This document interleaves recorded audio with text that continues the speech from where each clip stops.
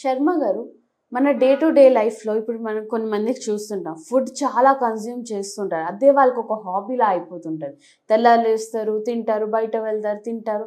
అలా తినడం క్రేవింగ్ ఎక్కువ అవుతుంది వాళ్ళకి. అది దేని వల్ల అంటారు? ఇది కామన్ అయిపోయిందమ్మా. నిజంగా మంచి ప్రశ్న అడిగారు మీరు. ఇట్స్ వెరీ వెరీ కామన్ అయిపోయింది ఈ రోజుల్లో. పూర్వకాలం అయితే 2 సార్లు తప్పితే 3 సార్లు ఫుడ్ తినేటువంటి పరిస్థితి ఉండదమ్మా. ఈ రోజుల్లో 3 సార్లు దాటింది, 4 సార్లు దాటింది, 5 సార్లు దాటింది, నాట్ ఎల్స్ 6, 7 సార్లు కూడా ఎప్పుడు ఫుడ్ కన్సంప్షన్ జరుగుతూనే ఉంటుంది. సో దీనికి 1,00,000 కారణాలమ్మా. సో సర్వసాధారణంగా ఏమైతుందమ్మా, కొంతమందిలో ఈ ప్రేవుల్లో నులిపురుగులు ఉంటాయమ్మా. సో ప్రేవుల్లో నులిపురుగులు ఉంటే విపరీతంగా ఆకలి అవుతుంటుంది. అది కొంతమందిలో జరుగుతుంటుంది. కొంతమందిలో థైరాయిడ్ ప్రాబ్లం అమ్మా, హైపర్ థైరాయిడిజం. ఈ హైపర్ థైరాయిడిజంలో విపరీతంగా ఆకలి అవుతుంటుంది. సో ఆహారం విపరీతంగా తీసుకుంటుంటారు. అలాగని చెప్పేసి లావుగారం వీళ్ళు సన్నగానే ఉంటారు, సన్నగా అయిపోతుంటారు, వెయిట్ తగ్గిపోతుంటారు. ఎంత తిన్నా కూడా సన్నంగా ఉన్న వాళ్ళు ఉన్నారు, తినకుండా కూడా లావ్ అయిపోయిన. ఎగ్జాక్ట్లీ అమ్మా. సో హైపర్ థైరాయిడిజం ఉన్నటువంటి వాళ్ళు ఇలా ఉంటుందమ్మా. తర్వాత హార్మోనల్ డిస్టర్బెన్సెస్ వస్తుంటాయి. తర్వాత వాళ్ళు యాక్చువల్గా ఈ వేడికి తట్టుకోలేరమ్మా. తర్వాత కళ్ళు కూడా ఇట్లా ఉబ్బొచ్చినట్లుంటాయి అనమాట. హైపర్ థైరాయిడిజం అనేటువంటి సమస్యలు. మోషన్స్ ఎక్కువ అవుతుంటాయి, పీరియడ్స్ అర్లీగా వస్తుంటాయి. తర్వాత ఇంకోటి అంటే మెన్స్ట్రువల్ బ్లడ్ ఫ్లో ఎక్కువ అవుతుంటుంది. సో ఇలాంటి వాటిని బట్టి మనకు థైరాయిడ్ ప్రాబ్లం ఉంది అని చెప్పుకోవచ్చు. సో హైపర్ థైరాయిడిజం అనేటువంటి సమస్యలు కూడా ఇది వస్తుంటుందమ్మా. అట్లే ఈ రోజుల్లో కామన్ ప్రాబ్లం షుగర్, డయాబెటీస్ ఉన్నటువంటి వాళ్ళలో కూడా విపరీతంగా ఆకలి అయిపోతుంటుంది. అట్లే హార్మోన్ అస్తవ్యస్తత, సో హార్మోనల్ ఇంబ్యాలెన్సెస్ ఉన్నప్పుడు కూడా ఇట్లా వస్తాయమ్మా. ఇవన్నీ కాకుండా కొంతమందికి మానసిక ఒత్తిడి, టెన్షన్. సో ఈ టెన్షన్ వల్ల కూడా ఏమంటే వాళ్ళకి ఏదో ఒకటి తింటే కానీ సాటిస్ఫాక్షన్. సో దీని వల్ల కూడా ఎక్కువ తినేటటువంటి పరిస్థితి ఉంటుందమ్మా. దాని వల్ల కూడా తింటుంటారు. కొంతమందిలో ఎలాంటి స్పష్టమైనటువంటి కారణం ఉండదమ్మా. సో ఇలాంటి పరిస్థితి ఎదురైనప్పుడు డాక్టర్ దగ్గరికి వెళ్తారు. వ్యాధి నిర్ధారణలో భాగంగా డాక్టర్ గారు పరీక్ష చేస్తారు. అన్ని నార్మల్గా ఉంటాయి, కానీ ఈ సమస్య అయితే వస్తూ ఉంటుంది. ఏంటి డాక్టర్ గారు, మరి నాకు ఏం లేదు కదండి, ఎందుకు ఇంత ఆకలి అయిపోతుందని చెప్పేసి వాళ్ళు ప్రశ్న వేస్తుంటారమ్మా. సో కొంతమందిలో అలా జరుగుతుంటుంది. ఆ విధంగా అధికంగా ఆకలి కావడం వల్ల, అధికంగా ఆహారం తీసుకోవడం వల్ల అదంతా ఫ్యాట్ కింద మారిపోతుందమ్మా. కొంతమందికి అధికంగా ఆకలి అవుతుంటుంది, అధికంగా ఆహారం తీసుకుంటుంటారు, కానీ శరీరం దాన్ని సద్వినియోగం చేసుకోలేక సరిగ్గా వెయిట్ అయితే పెరగరమ్మా, అలాగే ఉండిపోతారు అనమాట. అట్లా మరి కొంతమందికి ఇంకోటి ఏం చేస్తుంటామా, ఈ ఉన్నత స్థాయి వర్గాల్లో వాళ్ళు ఏం చేయాలంటే కొంచెం వెయిట్ ఎక్కువ ఉన్నటువంటి వాళ్ళలో వెయిట్ లాస్ కావాలంటే ఉద్దేశంతో ఆహారం ఎక్కువ తీసుకుంటారు, మళ్ళీ వాంతి చేసుకుంటారు. తట్టుకోలేక తీసుకుంటారు, మళ్ళీ వాంతి చేసేసుకుంటారు, మళ్ళీ తగ్గారని భయపడతారు. That is called as bulimia nervosa. టెక్నికల్గా శాస్త్రీయంగా బులిమియా నర్వోసా అంటారు.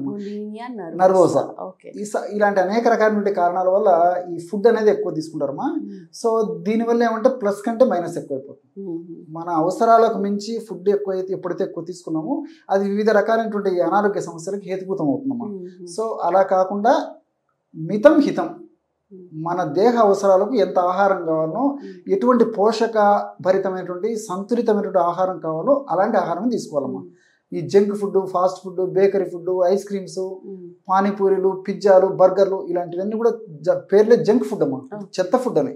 సో అలాంటివి వాడకూడదమ్మా. ఎప్పుడో ఒకసారి ఏదో ఒక వెరీ రేర్గా కొద్ది గొప్ప వాడుకోవచ్చు, కానీ రెగ్యులర్ ఫుడ్ హ్యాబిట్లో మాత్రం వీటిని చేర్చకూడదమ్మా. ఈ కూల్ డ్రింక్స్ కానీ ఇలాంటివన్నీ కూడా మంచిది కదమ్మా. మరి అధికంగా ఆకలి కావడం అనేటువంటి చెప్పారు కదమ్మా, దీన్ని ఎక్సెసివ్ హంగ్రీ అంటారు. ఆధునికంగా హైపరోరెక్సియా అంటారు అనమాట. హైపర్ అంటే ఎక్కువ, ఓరెక్సియా అంటే ఆకలి. హైపర్ ఒరెక్సియా అంటే ఎక్కువగా ఆకలి కావడం అనేటువంటి సమస్య ఏదైతుందో దీన్ని హైపరోరెక్సియా అంటారమ్మా.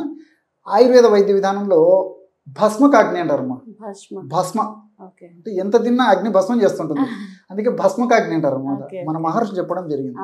సో ఈ యొక్క పరిస్థితి ఎదురైనప్పుడు ఏం చేయాలంటమ్మా, కేవలము గోధుమ పిండి అమ్మా, పాలిష్ పట్టనటువంటి మంచి గోధుమలు పిండి చేయించుకొని, గోధుమ పిండి ఒక 10-50 గ్రామ్స్, 10 to 15 గ్రామ్స్, 1/5 అమ్మా. సో నెయ్యి 10 to 15 గ్రామ్స్, మళ్ళీ 10 to 15 గ్రామ్స్. అట్లే అందులో ఒక పాలమ్మా 10 to 15 ml, 20 ml. అంతా కలిపేసేసి ఉదయం ఆహారానికి ఒక అరగంట ముందు తీసుకోవాలమ్మా, రాత్రి ఆహారానికి ఒక అరగంట ముందు తీసుకోవాలి, అలా తినేసేయచ్చు. సో దీనివల్ల ఏమైతే జంక్ ఫుడ్ తీసుకోవాల్సిన అవసరం ఉండదు, ఆకలి కంట్రోల్ చేసేటువంటి గుణాలు ఇందులో ఉన్నాయి. ఇప్పుడు నెయ్యిలో కానీ, తర్వాత ఈ గోధుమలో కానీ. రెండోది ఏంటంటే ఇవన్నీ పోషకభరితమైనటువంటి ఆహారం. మన శరీరానికి పోషణ పరంగా బాగా ఉపయోగపడతాయి కాబట్టి ప్రాబ్లం ఉండదు. కొన్నాళ్ల పాటు వాడుకోవడం వల్ల అతి ఆకలి అనేటువంటి సమస్య తగ్గిపోతుందమ్మా. సో నెయ్యి, పాలు, మన ఇంట్లో ఉన్న గోధుమ పిండి కూడా మార్కెట్ లో దొరికేదమ్మా. పాలిష్డ్ రీఫైన్డ్ గోధుమ పిండి వద్దమ్మా. సో గోధుమలు మిషన్ లో వేసేసుకొని పాలిష్ పట్టినటువంటి గోధుమలతో పిండి మనం పట్టించుకొని అది వాడుకోవాలి. సో బయట అన్ని కొనుక్కొని తినే కన్నా మన ఇంట్లో ఉన్న ఈ 3 పదార్థాలతో మనం ఈజీగా మన ఆకలిని కంట్రోల్ చేసుకోగలుగుతాం. ఎగ్జాక్ట్లీ. సో దీని ద్వారా మనకు ఒబేసిటీ కూడా కంట్రోల్ అవడం చాలా హెల్ప్ఫుల్గా ఉంటుంది. దాని ద్వారా వచ్చే థైరాయిడ్, పీసీఓడి ప్రాబ్లమ్స్ ఫుడ్ వల్ల, బయట ఫుడ్ వల్ల వచ్చేవి కూడా కంట్రోల్ అవుతాయి. జస్ట్ 3 ఇంగ్రీడియంట్స్ తోటి ఈజీగా చాలా పెద్ద ప్రాబ్లం రాకుండా సాల్వ్ చేసుకోగలుగుతామని చాలా ఈజీగా చెప్పారు. Thank you so much.